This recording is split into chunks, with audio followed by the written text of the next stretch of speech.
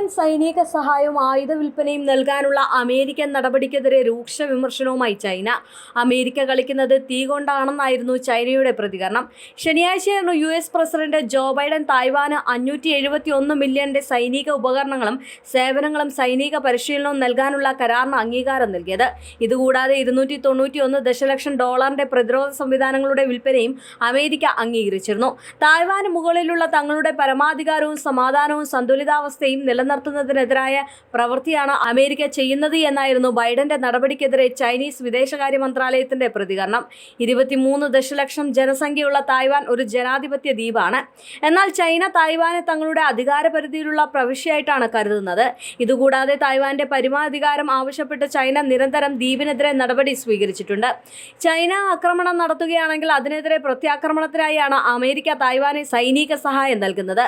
കഴിഞ്ഞ സെപ്റ്റംബറിൽ Taiwan Biden $569 ദശലക്ഷം സൈനിക സഹായം നൽകിയിരുന്നു.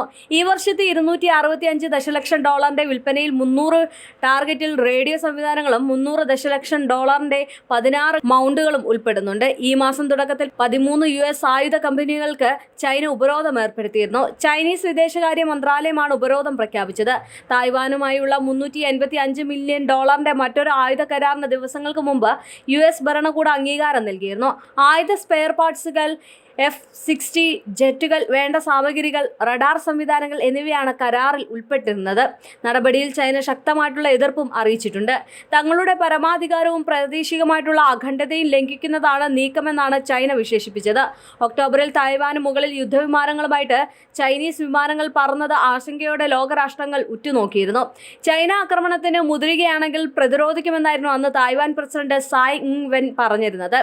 ചൈന തായ്വാനെ മേൽ തങ്ങളുടെ ശക്തി തെളിയിക്കാൻ ശ്രമിക്കുമ്പോൾ അമേരിക്ക ഇടപെടുന്നത് ചൈനയെ കുറച്ചൊന്നുമല്ല ചൊടിപ്പിക്കുന്നത് എന്നത് വേണം പറയാൻ. ഇതിന് പിന്നാലെയാണ് ചൈന തങ്ങളുടെ യുദ്ധ വിമാനങ്ങൾ തായ്വാന് മുകളിലൂടെ പുറത്തു നടന്ന നടപടി തുടങ്ങിയത്. തായ്വാനെ പ്രകോപിപ്പിക്കുക തന്നെയാണ് ചൈനയുടെ ലക്ഷ്യമെന്നാണ് പാശ്ചാത്യ നിരീക്ഷകർ കാണുന്നത്. 7 പതിറ്റാണ്ട് മുമ്പ് നടന്ന ആഭ്യന്തര യുദ്ധത്തിന് ശേഷമാണ് തായ്വാൻ ചൈനയിൽ നിന്ന് വ്യത്യസ്തമായിട്ടുള്ള ഭരണം ആരംഭിച്ചത്. ചൈനയുമായി ഊഷ്മളമായിട്ടുള്ള നയതന്ത്ര ബന്ധം നിലനിർത്തുന്നത് US-ന്റെ ദീർഘകാല താല്പര്യമാണെന്നാണ് US പറയുമ്പോഴും തായ്വാനെ കിഴക്കൻ ഏഷ്യയിലേക്ക് തങ്ങളുടെ കരങ്ങളിലേക്ക് എത്തുന്നതിന് തായ്വാൻ ഉപകാരപ്രദമാകുമെന്നാണ് US നിരീക്ഷിക്കുന്നത്. ഇതുകൂടാതെ ചൈനയ്ക്കെതിരെ തന്ത്രപരമായിട്ടുള്ള പ്രദേശമാണ് തായ്വാൻ എന്ന് പറയുന്നത്. ചൈനയെ പോലെ US-ഉം തായ്വാനെ ഒരു സ്വതന്ത്ര രാജ്യമായി അംഗീകരിച്ചിട്ടില്ല. എന്നാൽ തായ്വാനുമായി നല്ല ബന്ധം തുടരാനാണ് US-ന്റെ തീരുമാനം. 1979 ശേഷം തായ്വാനുമായി വീണ്ടും ബന്ധം സ്ഥാപിച്ചതിന് ശേഷം 2016 അന്നത്തെ പ്രസിഡന്റ് ഡൊണാൾഡ് ട്രംപ് ആയിരുന്നു. തുടർന്ന് 2017 ട്രംപ് തായ്വാന് $1.4 ബില്യൺ സാമ്പത്തിക സഹായം പ്രഖ്യാപിച്ചു. തായ്വാന് മേൽ പ്രത്യേക താല്പര്യം തുടരുന്ന ട്രംപിന്റെ നിലപാടിന് അനുസൃതമായി തന്നെയാണ് ബൈഡനും പെരുമാറിയത്. വീണ്ടും ട്രംപ് അധികാരത്തിലേറുന്നതോടെ എന്തായിരിക്കും തായ്വാനു മേൽ ട്രംപ് സ്വീകരിക്കാൻ പോകുന്ന നടപടിയെന്ന് ലോകം ഉറ്റുനോക്കുന്നുണ്ട്. തായ്വാന് US കൂടുതൽ സായുധ സഹായങ്ങളും മറ്റും നൽകുകയാണെങ്കിൽ ചൈന US-നെതിരെ കർശന നടപടികൾ സ്വീകരിച്ചേക്കുമെന്നാണ് പാശ്ചാത്യ നിരീക്ഷകരുടെ നിഗമനം.